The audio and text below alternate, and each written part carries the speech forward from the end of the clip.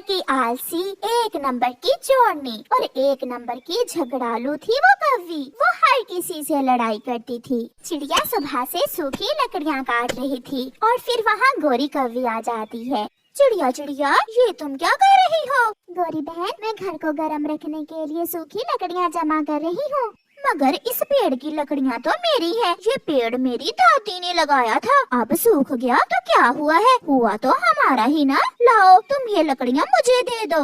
ऐसे कैसे मैं ये लकड़ियाँ तुम्हें दे दूँ? मैं सुबह से लकड़ियाँ काट रही हूँ और अब तुम आ गई हो दादी बनकर। तो फिर क्या तुम लड़ना चाहती हो मुझसे? पिद्दी सी चिड़िया, चुपचाप यहाँ से चली जाओ, वरना मैं एक लगाऊंगी तुम्हारे। गोरी कौवी वो लकड़ियाँ उठाकर वहाँ से चली जाती है और चिड़िया उसका मुंह देखती रह जाती है। गोरी, ये लकड़ियाँ तुम कहाँ से ले आई हो, और वो भी इतनी जल्दी? काटी थी छोटी चिड़िया ने और मैं उसे छीन लाई हूँ। तुम तो मुझसे भी 2 हाथ आगे हो। ऐसे ही एक दिन गोरी कौवी उड़ती हुई जा रही थी कि उसे मिट्ठू तोता एक पेड़ पर बैठा हुआ दिखाई देता है। उसके पास एक पका हुआ अमरूद था। गोरी कौवी वहाँ चली जाती है। मिट्ठू, क्या ये अमरूद मीठा है? नहीं, ये अमरूद बहुत कड़वा है, तुम यहाँ से जाओ। अच्छा मिट्ठू, अगर तुम्हारी ऐनक उतार दें तो क्या तुम उड़ सकते हो? नहीं, मुझे ऐनक के बिना कुछ दिखाई नहीं देता। गोरी पंख मारकर मिट्ठू की ऐनक उतार देती है, जो पेड़ से नीचे गिर जाती है और गोरी कौवी मिट्ठू का अमरूद उठा लेती है। मैं तो चली, अब उड़ने की कोशिश न करना, वरना टांगे तड़वा लोगे अपनी। गोरी वहाँ से भागती है। दुष्ट कौवी, बुरी कौवी, रुको रुको, मेरा अमरूद मुझे वापस करो, मेरा अमरूद मुझे वापस करो। मगर गोरी कौवी तो वहाँ से भाग गई थी। घर जाकर वो मजे मजे से अमरूद खाती है। जंगल में कोई भी पक्षी ऐसा न था जो गोरी कौवी से पीटा न हो। वो तो कई बार अपने पति को भी पीट देती थी। गोरी, आज घर की सफाई कर लो। सफाई करती है मेरी जूती, ये काम मुझसे नहीं होते। सब मम्मा पक्षी ये काम करती हैं, मगर तुमने कभी घर की सफाई नहीं की। कितनी गंदी बू आ रही है घर से।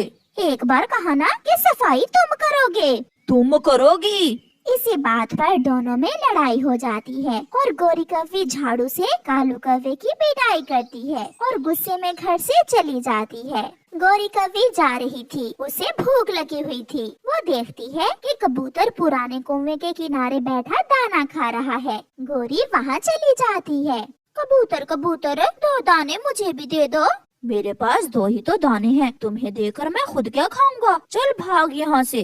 गोरी इतनी आसानी से कहाँ पीछा छोड़ने वाली थी। वो कबूतर से दाना छीनने लगती है। कबूतर दाना अपनी तरफ खींचता है। दोनों की लड़ाई में गोरी कौवी का पाँव फिसलता है और वो कुएं में गिर जाती है।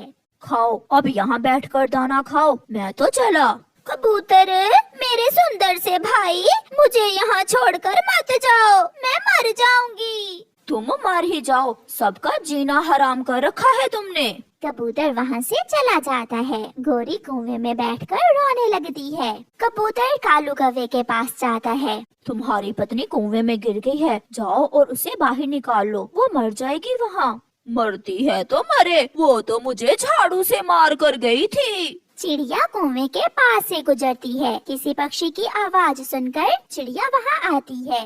चिड़िया चिड़िया, मुझे इस कुएं से बाहर निकालो प्लीज, मैं मर जाऊंगी यहाँ। याद करो, वो पेड़ तुम्हारी दादी ने लगाया था ना? मेरी सारी लकड़ियाँ छीन कर ले गई थी तुम। अब मैं क्यों निकालूं तुम्हें इस कुएं से? मेरे पास टाइम नहीं है, मैं तो चली।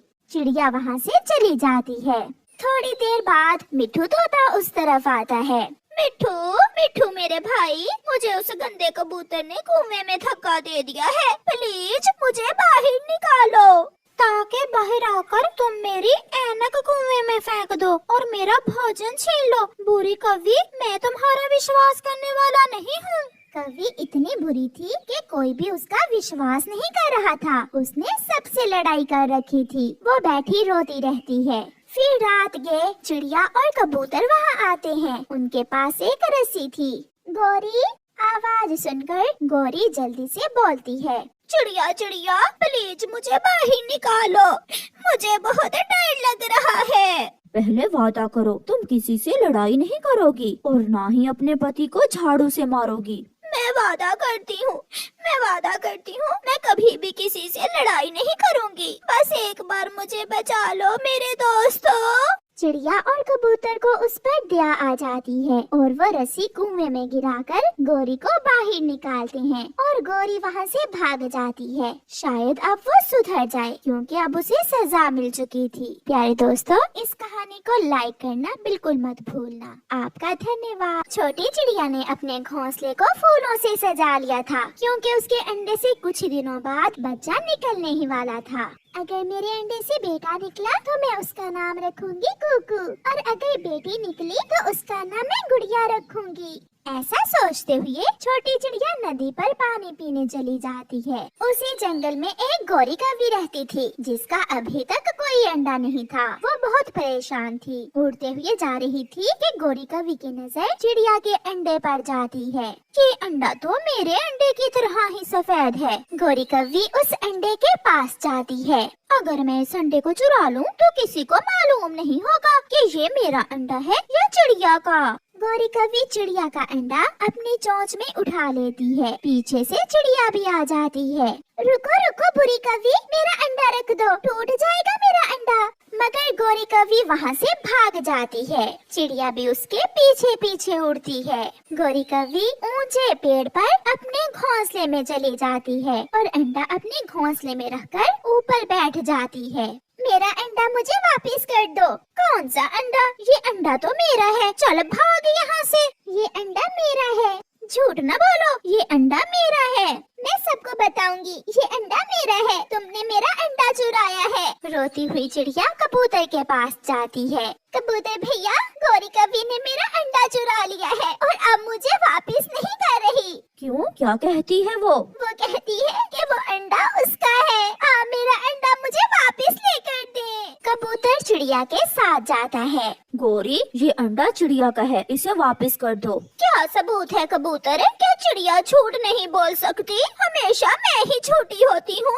ऐसा कहते हुए गोरी मगरमच्छ के आंसू बहाने लगती है। मक्कार झूठी, ऐसे आंसू बहाने से मैं अपना अंडा तुम्हें कभी नहीं दूंगी। चिड़िया, आपको जरूर कोई गलत फहमी होगी। मुझे लग रहा है ये अंडा गोरी कौवी का ही है। ये झूठी है, ये झूठी है। मैंने खुद इसे अपना अंडा चुराते हुए देखा है।